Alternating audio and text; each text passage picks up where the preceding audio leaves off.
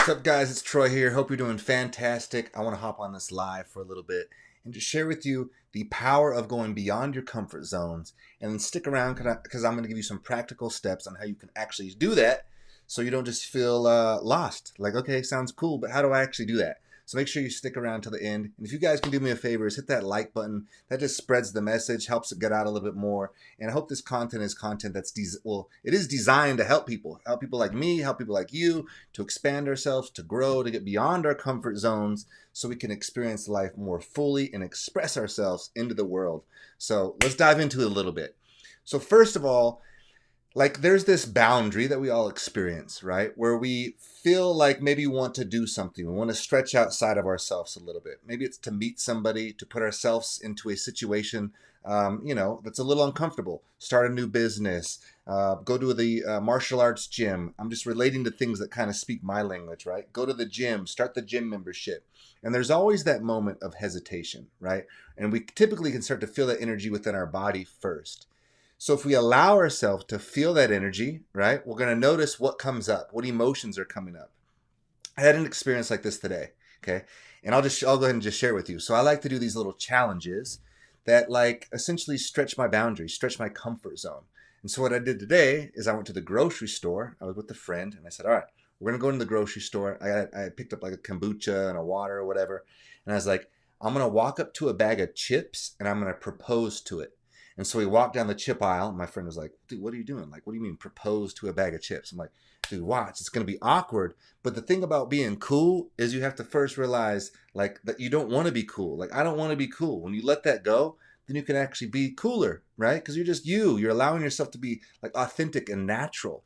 So I felt that energy, like that discomfort, like, oh shit, here it goes. Like, I'm really going to go walk into a grocery store and propose to a bag of chips and look like an idiot, right? But what's taking place in that moment is we have a story, like an internal dialogue that's taking place. So we're essentially we have a relationship with the unknown, and we're not even fully aware of it. So if you think about it, like the unknown is just that. Like I don't know, there's nothing to the unknown. There's no definition there. But I'm giving it a definition. I'm going, okay, like this is an unknown experience. I don't know what's going to happen. People are going to look at me. They might laugh. They might point fingers at me. They might pull out their cameras and record this guy proposing to a bag of chips. Maybe, probably not, right? And in fact, like the biggest fear I have is what? So I ask myself that question, like, what am I afraid of?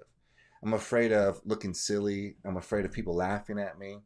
Okay, these are people I don't know. And, these are people that essentially going to give me zero like direction in my life. So maybe I can just suspend that fear a little bit, let it go, and teach myself what it feels like to go outside of my comfort zone. So we go in the store, I grab my stuff, go down the chip aisle. Nobody's there. I'm like, nah, dude, it's got to be in front of people.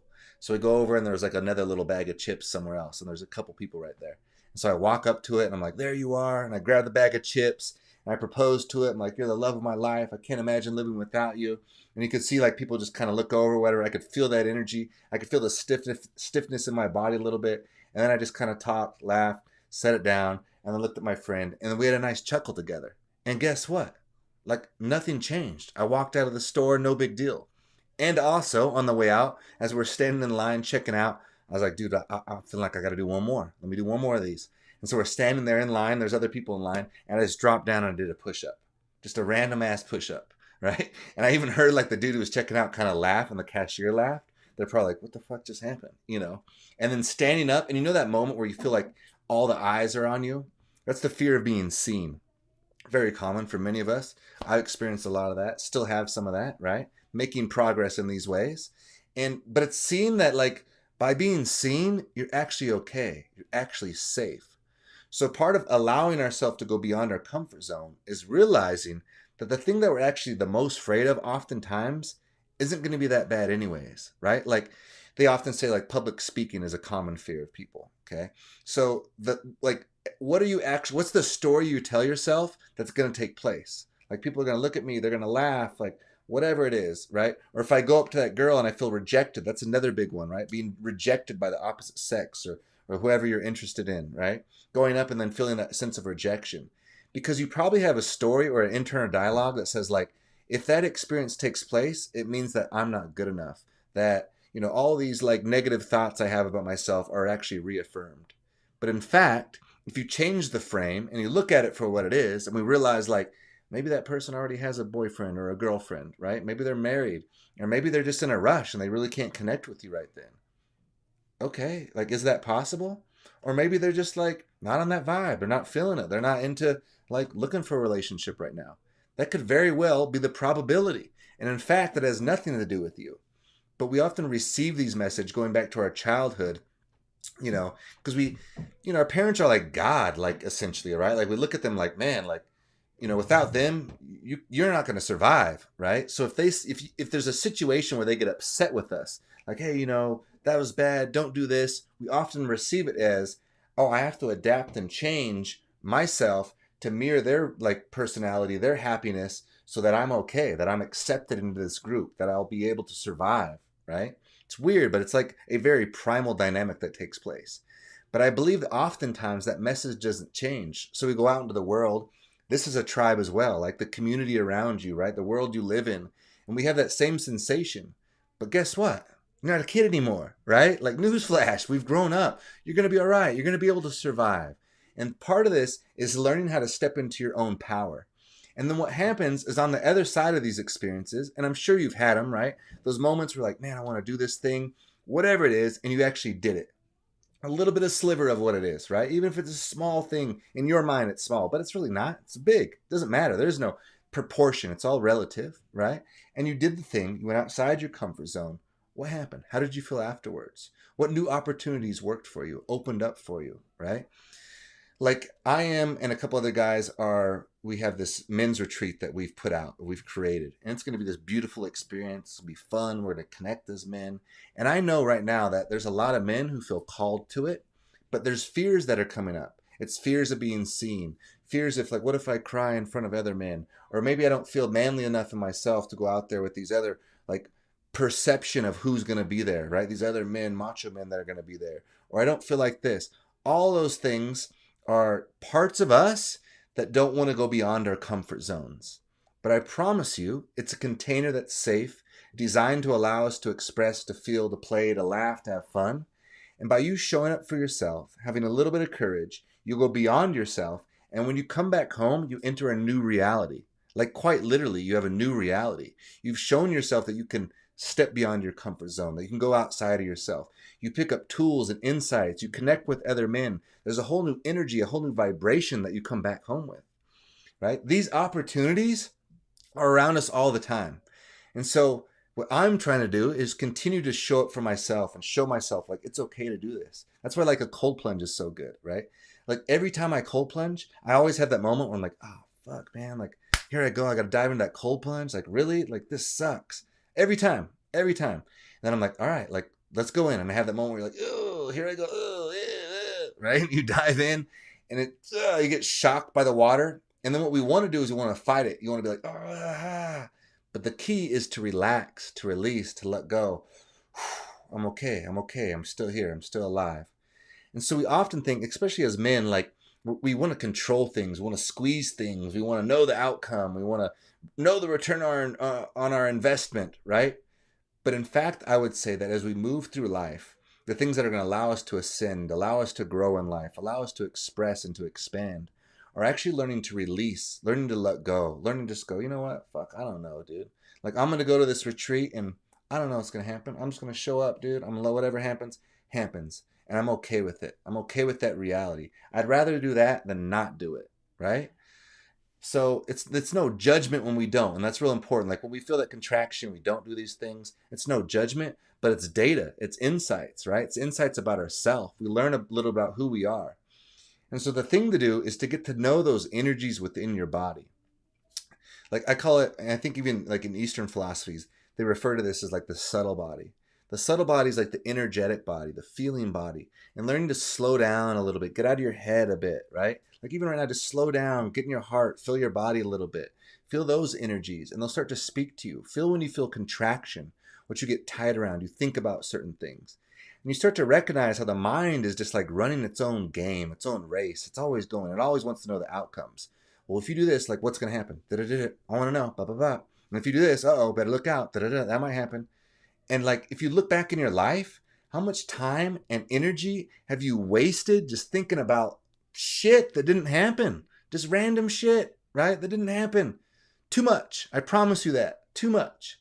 And so no more, right? We start to teach ourselves that the mind is just part of us. It is not us. It's just the tool. It's another part of us, but it's not who we are. It's just the tool. I always like to say, I want the mind like in the passenger seat, not the driver's seat.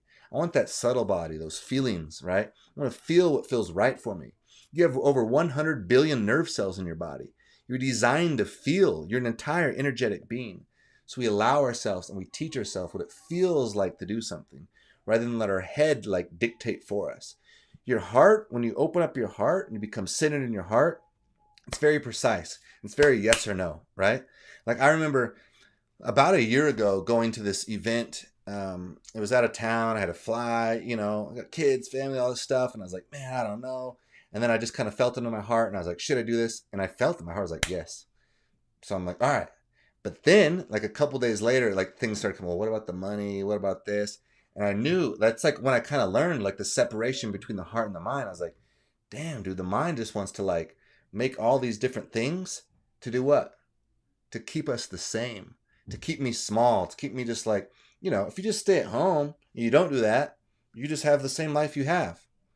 But are you fully like fulfilled in the life you have right now? And what is the obstacle that's standing in the way?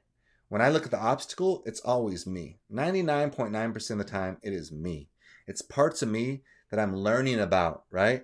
Parts of me that I didn't know. And that's what it means to wake up, right? Like I talked about that video in the Matrix. Like we're stuck in the Matrix. We have to wake up. In like Eastern philosophy, it's called like Maya and Samadhi. The Maya is the illusion. You live in an illusion. You're just bouncing around, consuming what they give you, eating the foods that they tell us to eat, right? Comfort, playing small. And then you wake up to like the bigger picture one day. That's your awakening, your Samadhi. Like, whoa, dude, like, hold on. The journey's actually not out there, outside of me. The journey's inside of me. It's learning about who I am. And you know what it is? It's not adding to us. Like people often ask me like, what books do you read? Or what do you do this?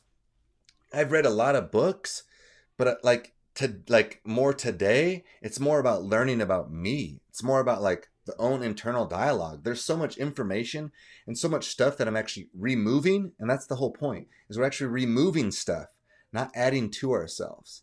There's lots of great books and podcasts, and we should grab those things, right? When we feel called towards them. But life is not an addition game. Life is a subtraction game. The more we let go of things, you start to feel how good that and like freeing that is.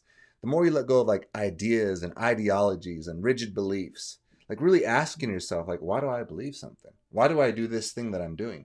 That's the Samadhi, the waking up, right? Like, why is work 9 to 5? Like, why? It's a dinosaur legacy. It's been around forever, so we just do it. Yeah, but I usually finish work in 2-3 hours. Why are we still here, right?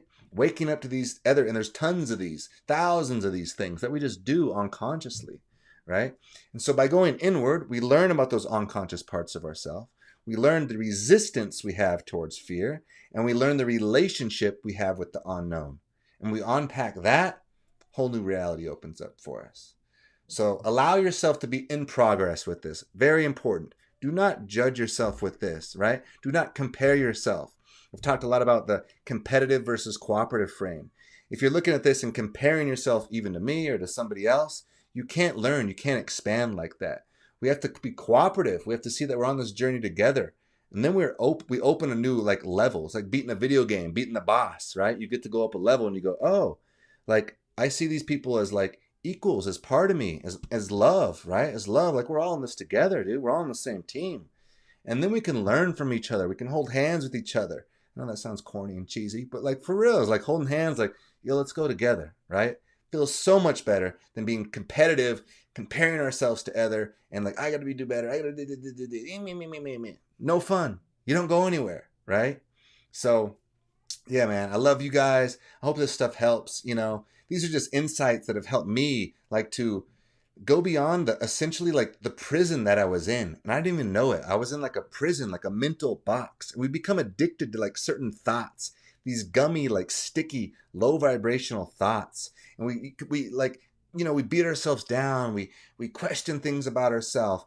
There's aspects that are okay, But in the bigger picture, we need to let a lot of that stuff go. Because without that, it's like that competitive frame. And by doing that, we go into that flow state. When life is much better when it's flowing, right? We want to flow in life. Let it flow. Let it go. All right, y'all. Until next time, man. Chew on that stuff. Do me a favor. Hit that like button if you haven't already. Share this with somebody who can benefit from it. And subscribe. I love y'all so much. Till next time. Peace.